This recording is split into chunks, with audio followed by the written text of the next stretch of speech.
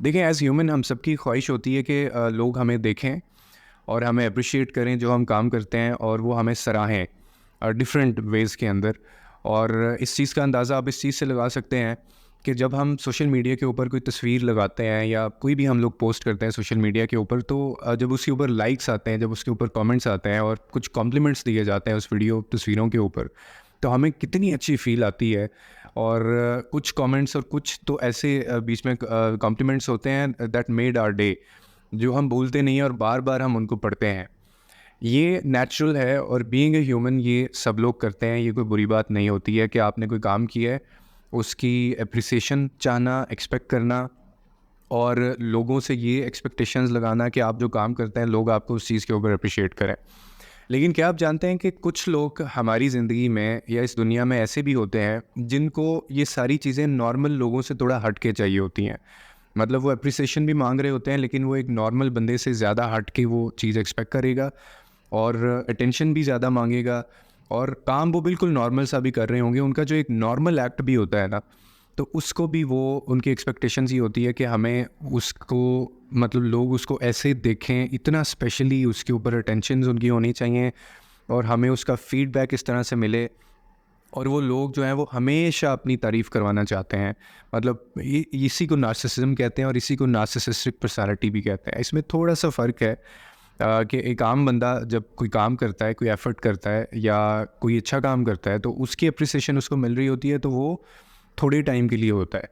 लेकिन जो narcissistic personality होगी, उसको हर वक्त एक्नॉलेजमेंट भी चाहिए होगी, उसको हर वक्त की अटेंशन चाहिए होगी और उसको हर वक्त यही सुनना होता है कि उसके अलावा ये बेहतर काम कोई कर ही नहीं सकता, और उसको दुनिया का सारा कुछ आता है उसको।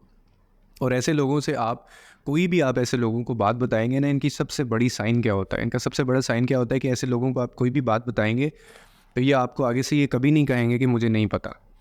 ठीक है, आप इनकी फील्ड से हट के भी इनको कोई बात शेयर करेंगे तो ये कहेंगे हाँ मुझे पता है, मैं कर लूँगा, मुझे पता है, मुझे आता है। इनको नहीं भी आता होगा तो ये कहेंगे कि हाँ मुझे आता है, क्योंकि ये इसके लिए बड़े गट्स चाहिए होते हैं। यानी लर्न टू से नो, जो एक टर्म बोली जाती है कि ना कहना सीखना या ना बोलना, ये बहुत एक मुश्किल काम है और ये सालों की मेहनत के बाद आप बच्चों को सिखाते हैं। लेकिन जो नार्सिसिस्टिक पर्सनैलिटी होगी वो कभी भी लर्न टू से उनकी ज़ुबान पे आप नहीं देखेंगे और ना सुनेंगे आप। उनको हर काम आता है, नहीं भी आता होगा तो वो कहेंगे हाँ मुझे पता है और मुझे आता है और मैं कर लूँगा। वो कभी ये नहीं कहेगा कि मुझे नहीं आता। नो इनकी लाइफ में होता ही नहीं है, क्योंकि इन्होंने ना कहना सीखा ही नहीं होता। और ये लिटरली एक डिसीज़ होती है, एक बीमारी होती है। और इस तरह के जो लोग होते हैं ना, वो उनको कई दफ़ा अपनी तारीफ़ करवाने की जो दीवानगी होती है ये इतनी ज़्यादा बढ़ जाती है और हद से बढ़ जाती है कि ये लोग घंटों अपने आप को शीशे में भी देखते रहेंगे और ये पता नहीं कितने हज़ार एंगल से ये लोग अपनी सेल्फ़ीज़ भी लेते रहेंगे, और अपनी जो इन्होंने काम किया होता है वो इनके लिए नॉर्मल तो होता ही नहीं है। और उससे अच्छा काम अगर कोई इनको करके दिखा देगा तो वो इनकी नज़र में काम होता ही नहीं है, उसको काउंट ही नहीं करते, ये उसको बिल्कुल किसी खाते में नहीं लेके आते। और इस टर्म को नार्सिसिज्म बोलते हैं। अब एक सवाल मुझे जो आया था, पूछा था लोगों ने कि क्या नार्सिसिज्म जो है वो सिर्फ़ पार्टनर में होता है? तो इसका जवाब है कि नहीं। नार्सिसिस्टिक पर्सनैलिटी आपकी अम्मी जान की भी हो सकती है, आपके अब्बू जान की भी हो सकती है, ये आपके पार्टनर में भी हो सकती है, आपके किसी दोस्त में भी हो सकती है, आपके बहन भाई के अंदर भी ये हो सकती है। और इसके मतलब स्टेप्स होते हैं जो कि बाकायदा बाद में इसकी मेडिकल यानी मेडिकली इसको दिखाया जाता है अगर वो हद से बढ़ जाता है। क्योंकि कुछ लोग जो हैं वो बाद में कुछ लोगों को पता चलता है जाके इन पर्सनैलिटीज़ का। अक्सर मुझे जो मैसेजेस आते हैं और जिसकी वजह से मैं ये वीडियो दोबारा बना रहा हूँ कि इसके बेशक 2-3 हिस्से मैं बनाऊँगा, लेकिन इस वाले के अंदर मैं सिर्फ ये एक्सप्लेन कर रहा हूँ कि ये नार्सिसिज्म जो होता है, नार्सिसिस्टिक पर्सनैलिटी किसी की भी हो सकती है और ये नॉर्मल नहीं होता। उन लोगों के लिए नॉर्मल होता है, लेकिन इनके साथ जो लोग रह रहे होते हैं उनके लिए नॉर्मल नहीं होता है और इनके साथ डील करना बहुत मुश्किल होता है। इनके साथ बल्कि अगर कोई ये समझता है ना कि क्या जो नार्सिसिज्म या नार्सिसिस्टिक पर्सनैलिटी जो है वो ठीक हो सकता है, बंदा उसके साथ डील किया जा सकता है, तो उसका भी जवाब है there is a big no. आप किसी भी नार्सिसिज्म के साथ गुजारा नहीं कर सकते until unless you avoid them. आप उनको अवॉइड कर सकते हैं, आप उनसे डील नहीं कर सकते। अगर आपको ये लगता है कि योर पार्टनर इज़ नार्सिसिस्टिक, वो है थोड़ा सा, या आपकी मम्मी अब्बू कोई भी है और आप उनसे बहस के अंदर जीतना चाह रहे हैं, आप उनसे स्ट्रेटेजिकली जीतना चाह रहे हैं, आप कुछ ऐसे तरीके ढूंढ रहे हैं कि इनको how to deal with narcissism, तो इनको डील करने का कोई तरीका नहीं होता, सिर्फ एक तरीका है, वो है कि आप इनको अवॉइड करते हैं। अब अवॉइड करने का मतलब ये होता है कि अगर आप सामने जा रहे हैं और ये आपके सामने खड़े हैं तो आपको रास्ता साइड से लेके गुजर जाना है। अगर वो उस साइड पे आ गए हैं तो आपको फिर दूसरी साइड से गुजर जाना है। ठीक है, ये मैं आपको एग्जांपल दे रहा हूँ कि आपने इनसे ऐसे बचना होता है और उनको डील करने का सिर्फ और सिर्फ यही एक तरीका होता है। वैसे तो हमारी ज़िंदगी में हर बंदा या हम भी कहीं ना कहीं खुद पसंदी का शिकार होते हैं, लेकिन ये जो नार्सिसिज्म होता है ना लोगों के अंदर, ये बंदा हद से ज़्यादा खुद पसंदी यानी चाहता है अपने आप से भी और लोगों से भी, और ये उसकी सारी हदें पार कर देता है।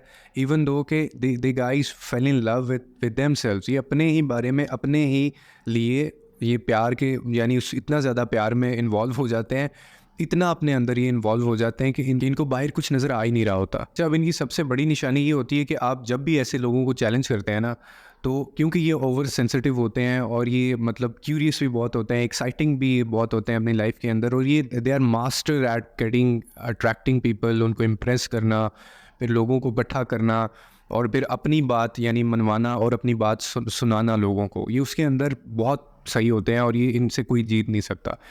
दूसरा, अगर आप ऐसे लोगों के सामने किसी दूसरे बंदे की बात भी करेंगे ना, तो आपको इनके चेहरे पे फ़ौरन आपको चेंज इनके बिहेवियर जो है वो दिखाई देंगे और ये एक रेज के साथ फ्यूरियस हो जाएंगे बहुत ज़्यादा, और ये इनसिक्योर हो जाएंगे। यानी दुनिया को दिखाने के लिए इनसे बेहतर इंसान कोई नहीं होता, और ये अपने आप को दुनिया का सबसे बेहतरीन इंसान और सबसे अच्छा हर काम में मास्टर ये समझते हैं। लेकिन अगर आप ज़रा सा इनको स्क्रैच ऑन द सरफेस करेंगे तो आपको पता चलेगा कि ये एक अंदर से खोखला इंसान है, अंदर से डरा हुआ इंसान है, अंदर से इनसिक्योर इंसान है और एक कॉम्प्लेक्स के अंदर मारा हुआ इंसान है। और ये शुरू होता है बचपन से ही, यानी ये चीज़ शुरू हो जाती है। इसको डीप नार्सिसिस्टिक पर्सनालिटी भी कहते हैं। यानी जो बंदा डीप नार्सिसिज्म में होगा वो कभी ठीक नहीं हो सकता, उसको फिर आप सिर्फ डील कर सकते हैं, और डील करने का सिर्फ एक तरीका होता है कि यू जस्ट अवॉइड देम। एक और वीडियो मैं इसके ऊपर बनाऊँगा जिसके अंदर मैं आप लोगों को बताऊंगा कि अगर आपका खुदा न खास्ता किसी नार्सिसिस्टिक पर्सनालिटी के साथ आपका कोई जोड़ बन गया है और आपको नहीं पता था, बाद में जाके पता चला उसकी पर्सनालिटी के बारे में, तो आपने उसको अवॉइड कैसे करना है, कौन कौन सी चीज़ों को आपने थोड़ा सा किनारा कशी इख्तियार कर लेनी है, और क्या आपको नार्सिसिस्टिक पर्सनालिटी के साथ रहना चाहिए या नहीं रहना चाहिए, कब उनको छोड़ देना चाहिए, क्योंकि इनकी स्टेजेस होती हैं। तो कुछ स्टेजेस तो ऐसी आ जाती हैं कि जहाँ पे आप इनके साथ रह भी नहीं सकते, क्योंकि ये बाकायदा अब्यूसिव हो जाते हैं, बाकायदा तशद्दुद कर रहे होते हैं ये लोग, और बाकायदा आपका लिटरली जीना ये हराम कर देते हैं। तो नेक्स्ट वीडियो में हम इसके ऊपर बात करेंगे। उम्मीद करता हूँ आज की वीडियो से आपको कोई ना कोई अंडरस्टैंडिंग मिली होगी। लोगों के लिए आसानियाँ पैदा करें, रब आपके लिए आसानियाँ पैदा करें।